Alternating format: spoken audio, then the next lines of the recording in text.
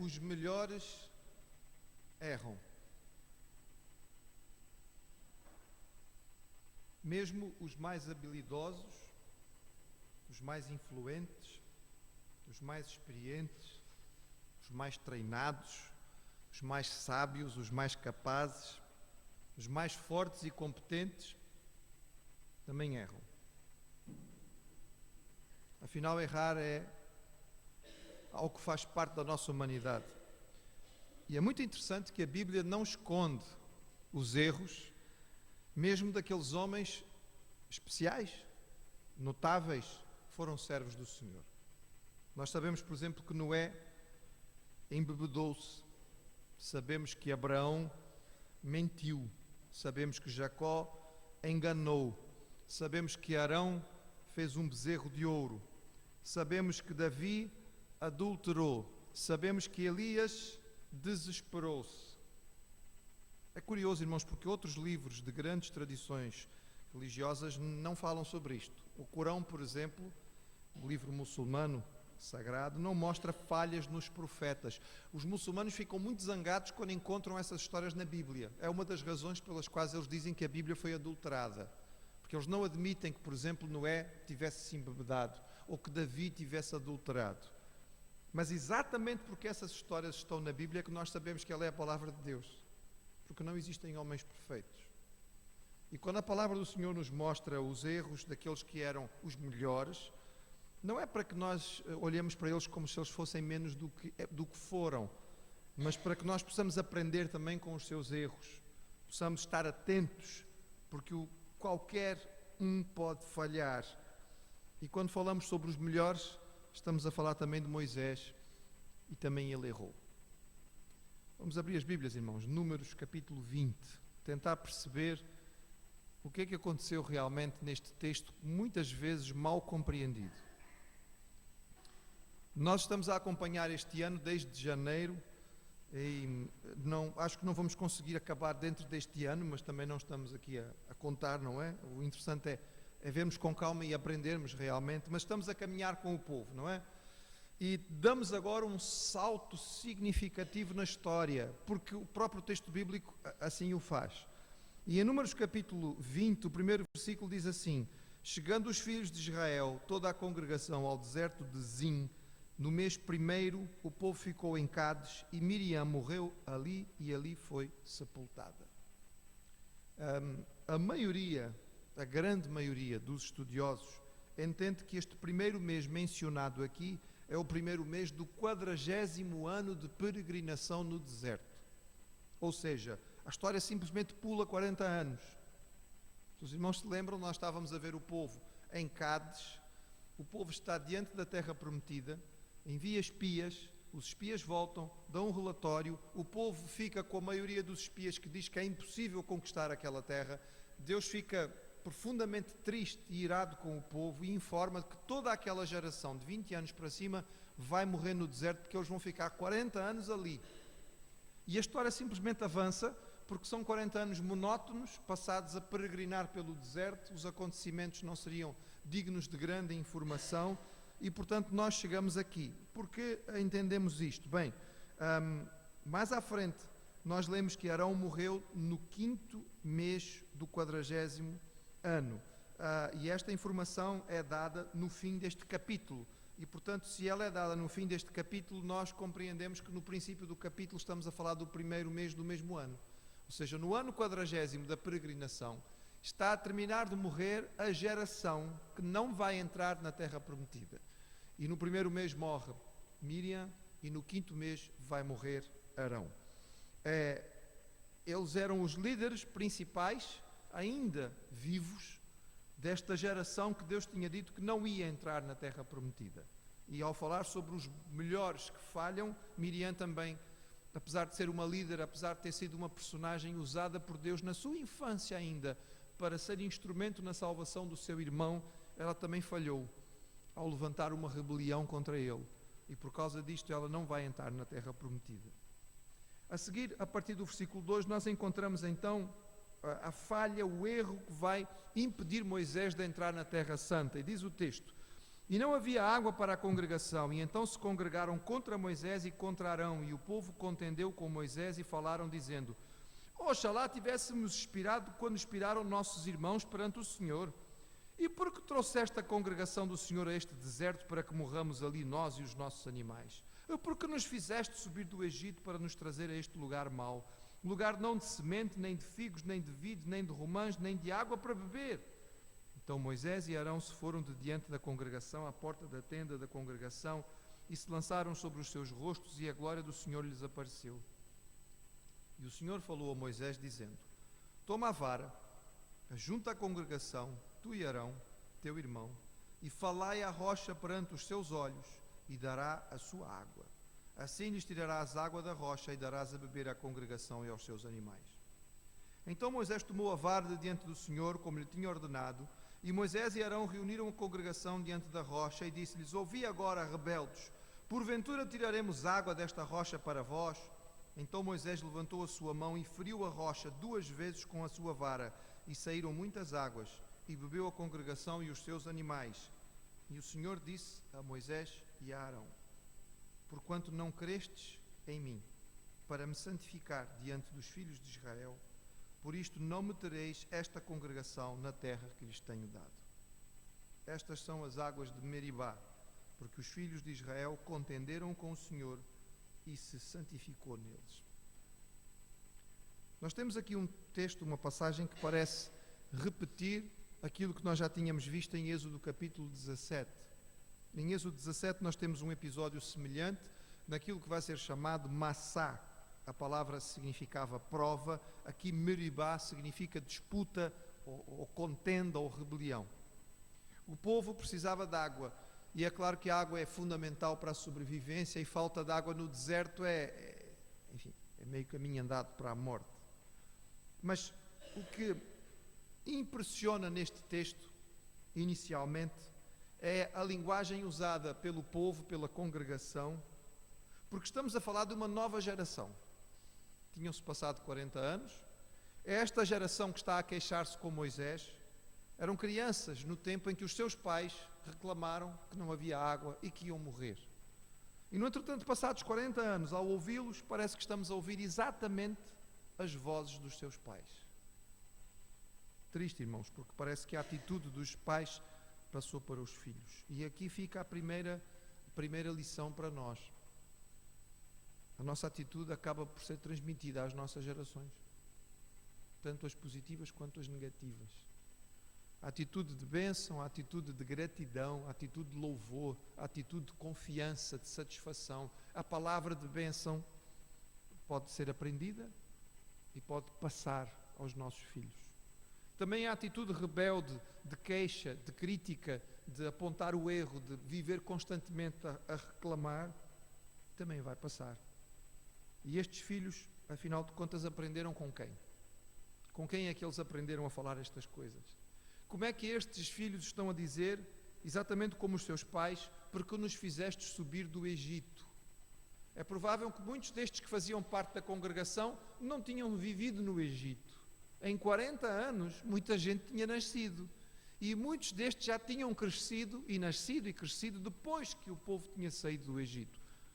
Homens de 30, 35 anos já não seriam pessoas que tinham vivido no Egito. Mesmo aqueles que tivessem 40 e poucos não se lembrariam do Egito, mas usam a mesma linguagem que aprenderam com os seus pais. Moisés faz o que faz sempre, ele recorre ao Senhor, ele pede ao Senhor, e o Senhor, como sempre, responde a Moisés. E vejam, irmãos, Deus dá instruções específicas. Isto é muito importante para a compreensão do que se passa aqui. O Senhor dá instruções a Moisés e diz: toma a vara.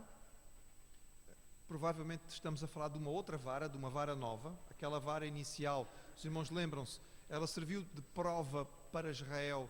Ela floresceu e deu fruto e passou a ficar dentro do tabernáculo como sinal para as gerações. Portanto, temos outra vara, é uma vara nova. Mas para Deus tanto faz. Deus faz qualquer coisa, a vara é só um instrumento, não é o que tem o poder, não era a vara. Toma a vara, ajunta o povo e fala à rocha. E porquê que é importante isto? Porque quando Deus dá instruções específicas, Ele espera que nós sejamos específicos na obediência. Quando as instruções são vagas, não pode haver muita exigência em termos de cumprimento. Mas quando a instrução é específica, é preciso que o cumprimento seja específico. Moisés toma o bordão e junta o povo. Mas em vez de falar à rocha, fala ao povo. Em vez de falar com a rocha, fala com a congregação.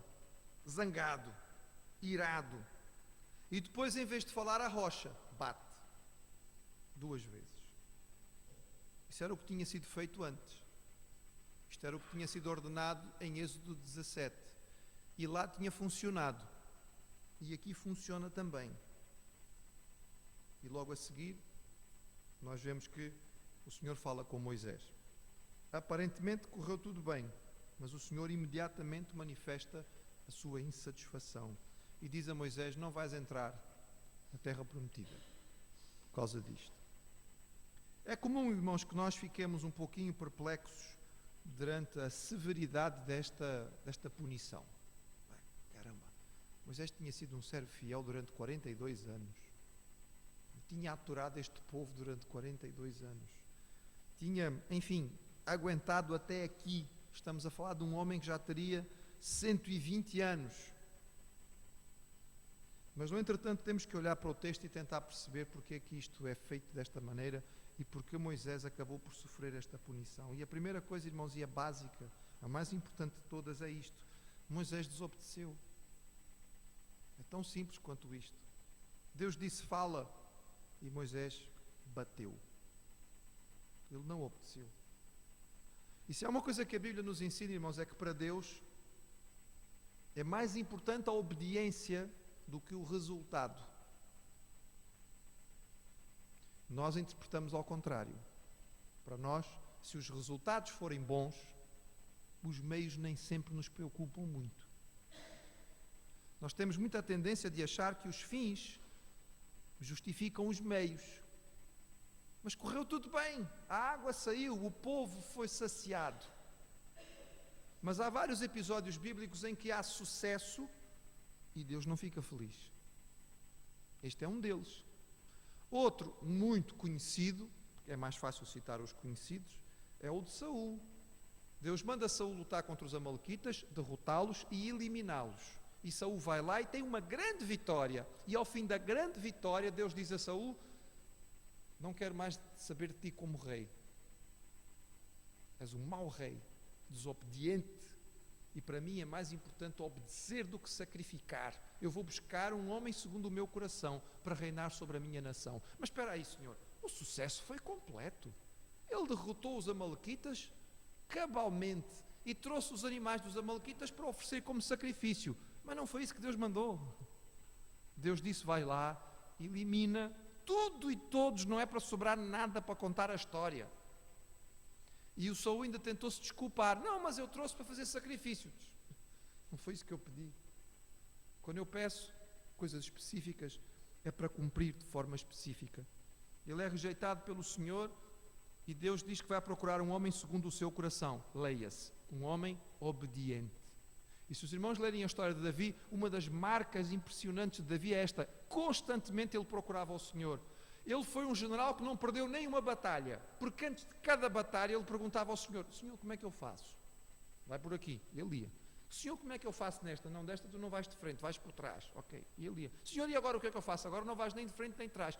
Põe emboscadas. E ele punha. Ele não se fixou numa fórmula, que é o que nós gostamos de fazer porque é mais fácil. Faz sempre assim e vai dar sempre certo. Deus não trabalha com fórmulas nem receitas. A vida cristã não é fazer bolo. Não é? Nem quiche. Mesmo que a gente goste muito de uma coisa ou de outra. Não, a receita nem sempre funciona. A receita aqui era: bate na rocha. Bateu uma vez e funcionou. Bateu na rocha e funcionou. Mas não foi isso que Deus mandou. Deus disse: fala com a rocha. É tão simples quanto isto, irmãos. E Moisés já tinha tempo suficiente de andar com o Senhor para saber o valor da obediência e a necessidade de obedecer. Simplesmente ele não fez o que Deus mandou. E o local, a posição que ele ocupava era ainda mais exigente em termos de obediência. Segundo, irmãos, Moisés não creu não confiou. Não sou eu que estou a dizer, é o texto. É o próprio Senhor que interpreta. Porque Deus diz: porquanto não me crestes a mim. O que é que significou aqui falta de fé? Normalmente a obediência e a fé andam de mãos dadas. A Bíblia muitas vezes as usa, inclusive, usando uma no lugar da outra, porque crer e observar, como diz o cântico, vem junto. Se tu confias, pões em prática. Tu pões em prática porque confias. E de alguma maneira parece que ele não confiou naquilo que Deus lhe disse. O que foi que aconteceu? Ele desconfiou que falar à rocha não era suficiente, ele achou que se falasse não dava certo, ele teve algum receio de que as coisas não funcionassem. Nós não sabemos, porque nós não temos uma interpretação do que se passou no coração de Moisés. Apenas a palavra de Deus que via o coração de Moisés e disse: tu não crestes em mim, tu não confiastes, faltou de fé. E o povo pode até não ter fé, mas o líder tem que ser um exemplo de confiança no Senhor. E Moisés falhou porque ele desobedeceu, falhou porque ele não creu, falhou porque ele agiu com ira. O texto diz que ele agiu irado. É assim, irmãos, eu confesso que ao olhar a ira de Moisés, eu digo até que ele tem muitas razões. Ele tinha muita paciência e a Bíblia diz que ele era um dos homens mais mansos da terra, mas mesmo os mansos têm um dia que perdem a paciência. O problema é que quando o líder perde a paciência, ele leva as pessoas a terem uma interpretação errada de Deus. Porque a posição que ele ocupa é uma posição na qual ele espelha, ele representa aquilo que é o Senhor. E aqui de um modo muito especial, muito particular. Estamos a viver no Antigo Testamento, estamos a viver numa época em que as pessoas não têm a presença do Espírito Santo nos seus corações. Portanto, a única forma delas compreenderem a ação de Deus é através do líder. E ao olhar para o líder agindo daquela maneira, elas interpretem assim que Deus é. Deus é um Deus zangado. Porque olha como é que Moisés se comportou. Olha como Moisés agiu. Aqui nós temos raiva e violência. E a violência não serve para o serviço de Deus. Mais tarde o profeta dirá: não por força, nem por violência, mas pelo Espírito. E aqui Moisés agiu com ira, e ao fazê-lo, ele representou mal o Senhor. Também aqui, irmãos, Moisés chamou a si o poder. Os irmãos pararam o que é que Moisés disse? Ouvi agora, rebeldes, porventura tiraremos água desta rocha para vós? Moisés se coloca numa posição que parece que é ele que vai ter a capacidade de tirar a água da rocha. O Senhor não dá a sua glória a ninguém. O Senhor não partilha a sua glória com ninguém. O Senhor não partilha o seu poder. Ele é Deus, o homem é apenas instrumento. E quando o instrumento se orgulha ou se exalta, o Senhor o coloca no seu devido lugar. Moisés aqui erra porque ele chama a atenção para ele mesmo e a sua capacidade de produzir. Ele se apresenta aqui como uma espécie de mago, executante de maravilhas. Prestem atenção para que vocês percebam onde é que está o poder. Olha, vou-vos mostrar quem é que manda aqui. Mas não era isso que ele devia ser, nem era isso que ele devia fazer. Ele era um simples servo, Deus lhe deu uma ordem, ele obedecia à ordem e o Senhor abençoava o seu povo. Mas aqui ele está a usurpar a glória do Senhor. E nós temos que entender que usurpar a glória do Senhor é trabalho do inimigo, não dos servos do Senhor. Não existe posição mais elevada na terra do que ser servo do Senhor. Não há posição mais elevada do que ser instrumento de Deus. Seja na coisa mais considerada mais humilde, porque o valor do instrumento está na mão de quem o usa. E quem usa pode pegar um instrumento extremamente simples e fazer dele uma coisa maravilhosa. Nós devemos entender deste texto que a exigência dada ou pedida aos líderes é muito grande. Eles recebem muito do Senhor, mas a exigência que Deus faz também é maior.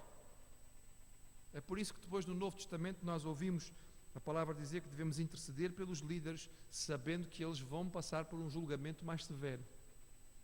Porque o Senhor lhes deu um privilégio e os chamou a uma posição da qual eles têm que dar contas ao Senhor. Que possam dar contas com satisfação. O texto continua, irmãos, do versículo 14 ao 21, nos fala a respeito da passagem por Edom. Os israelitas tentaram entrar por Canaã pelo sul, não conseguiram, vão acabar por dar uma grande volta e vão dar a volta no fundo pelo sul de Canaã e subir por leste e vão ficar do lado leste do Rio Jordão. Vão ter que atravessar o Rio Jordão para entrar em Canaã, mas neste caminho teriam que passar pela terra dos Edomitas.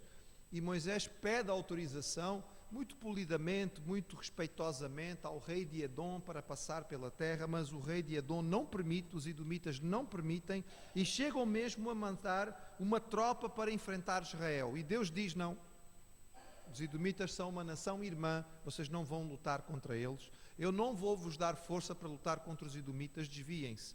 E Israel vai ter que fazer um desvio maior então para evitar a terra dos Edomitas. Aqui nós percebemos que, pronto, o Senhor não quer castigar esta nação. Os Edomitas são descendentes de Esaú, irmão de Jacó, portanto é uma nação irmã de Israel, mas que não se comporta como irmã aqui. É claro que é assim, deixar 2 milhões de refugiados passar pelo meio da terra não era muito fácil, não é? Nós hoje em dia estamos a discutir em Portugal se vamos receber 1.000 ou 1.500 refugiados e se queremos ou não recebê-los. Eles eram 2 milhões, pelo menos. Não era assim muito fácil deixar 2 milhões de refugiados passar, mesmo que ele dissesse: nós passamos pela autoestrada, não vamos entrar nas casas de ninguém, não vamos entrar nas cidades, não vamos... São 2 milhões de pessoas, é um bocado assustador. De qualquer maneira, os profetas mais tarde irão lembrar isto como motivo do castigo sobre Edom, porque não abriu, não foi uma nação irmã verdadeiramente e não recebeu o povo de Israel e permitiu que o povo de Israel passasse pelo seu território. No fim do capítulo, o versículo 22 em diante, diz que eles partiram de Cádiz e os filhos de Israel e a congregação vieram ao monte de Or.